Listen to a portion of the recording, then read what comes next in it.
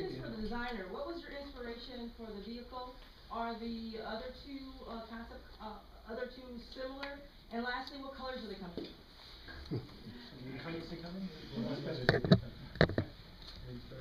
Well, the inspiration is to really make a really exciting car.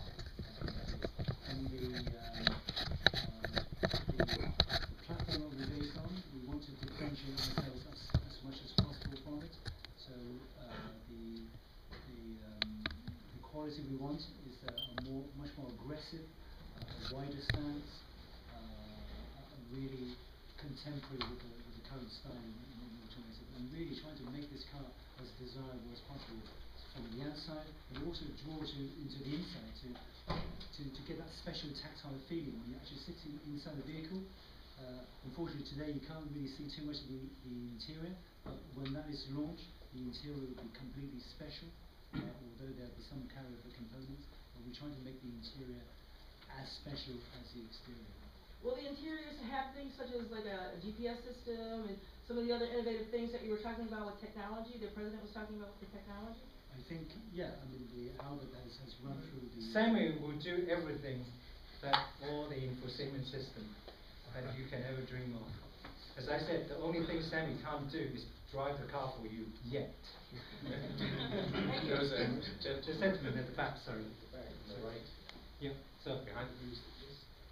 I just want to make sure I'm clear on the manufacturing schedule. So the first cars will be launched in August or September, and will they be made here in the U.S. or they will be made elsewhere? Because I understand right, you haven't selected your site here yet. Yeah, we're gonna have our site. Our site selection is very close. It'll be before the end of the month, and we plan to have it outfitted and ready to produce vehicles in low volume in August. So we plan to actually start making the vehicles in August, and for sale in September. We will have two facilities worldwide. We'll have one here in the U.S. and we'll have another facility in Europe. And the one in the U.S. will provide the product for North America, and the one in Europe will provide it for Asia and Europe. Gentlemen, there's a second. Me? Yeah. Okay. Sorry. Can I go back to the question of financing? Have you received any government financing either from the U.S., from the state of Michigan, the city of Detroit, or any other countries such as China? We have received a very small from Spark. Remember Spark? Mm-hmm. Yeah, Ann Arbor Spark. Ann Arbor Spark. We got a $50,000 forgivable loan from Spark several years ago, which, by the way, we paid back. Which otherwise, you'd be there, not here, right? Yeah. Well, it was just the right thing to do. Like you say, a lot of people see forgivable loans and they think, oh, I can just take the money and run, but we had every intention of paying it back, and it really helped out a very critical time. But I don't want to derail. I would like you to to answer your question. Answer your question. China is very interesting. In fact, yesterday I got a phone call from one of the investment bank. They said one of the government-linked company wanted to invest in our company, and at this stage I am turning them away.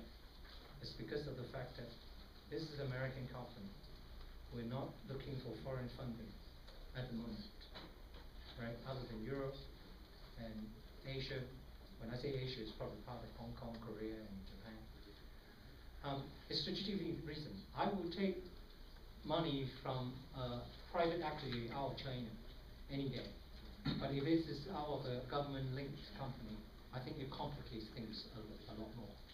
So that's our strategy going forward. Might be the right thing to do, maybe the wrong thing to do, but we are sticking to it. It is an American-based company. Yes, sir.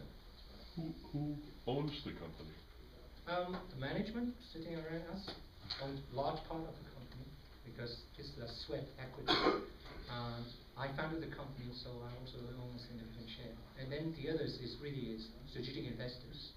They are from private families. They are from some funds from Europe and a couple of funds from Hong Kong.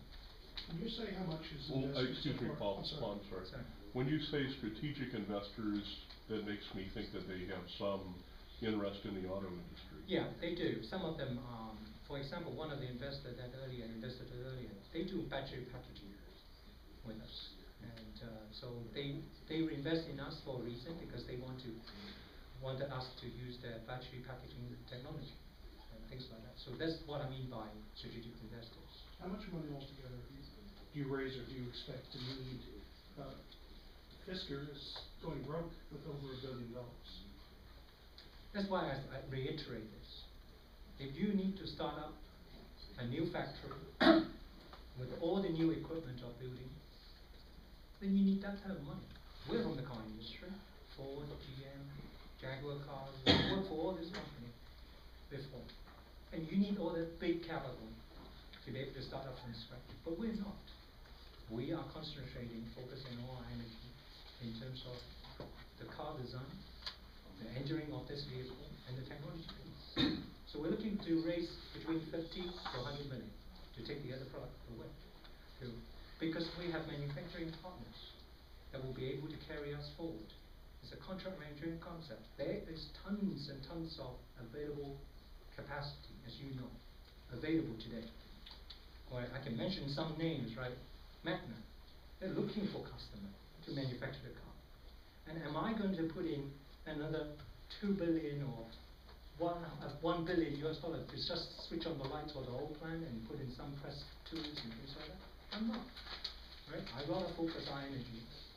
That's why this is one of the equation is unique. We will be successful because of this. See, if we had to do that, we would have to borrow $800 million probably from the government, and then get ourselves into a pickle where we couldn't pay back the interest on the loans because we wouldn't have the sales enough. I mean, if you just play through the scenario, it's just there's not enough volume in sales to support that kind of hundreds of millions of dollars investment. And we just think there's a better way to go. It's what we're doing is slower, and I think it's harder. But we think it's more sure. So I just wanted to follow up on Paul's question. Yes. Didn't Fisker outsource their manufacturing to the Valmet in Finland? they outsource part of it, but the investment tool is put in by themselves. And then they developed a car from scratch in terms of the platform right up. But we are going two phases. The first phase of our business model is that we do adaptation. We adopt existing platform, integrate our technology into it. We put an all new body, all new interior into the vehicle. And that will save you time to market and save you money. And then the most important things, I think other competitor or other car company has also experienced that.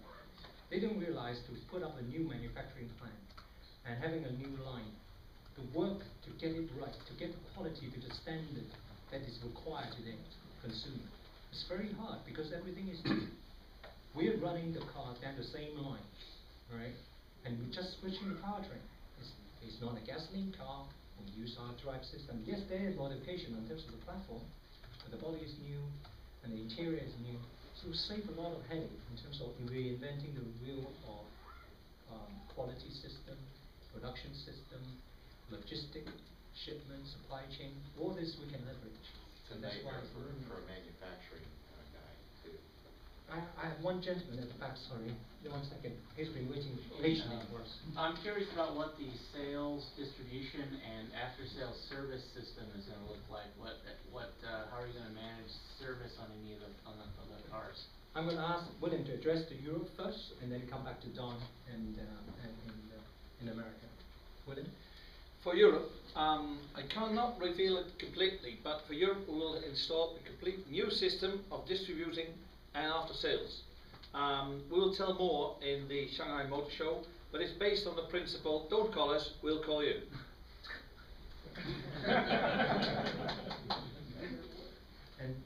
Okay, here in the U.S., it's it's a little bit different environment, and we fully embrace the dealership model. We think that works. It's done properly. We've reached out already to National Association of Dealers. We were trying to get some